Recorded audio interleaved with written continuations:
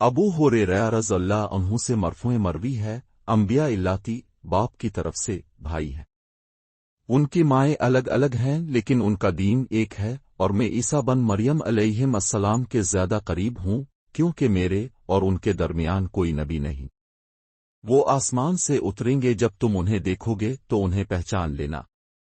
وہ درمیانے قد کے ہوں گے، ان کا رنگ سرخ سفیدی مائل ہے، زردی مائل، دو چادروں میں ملبوس ہوں گے، گویا کہ ان کے سر سے پانی ٹپک رہا ہوگا اگرچہ ان کے سر میں پانی نہیں ہوگا۔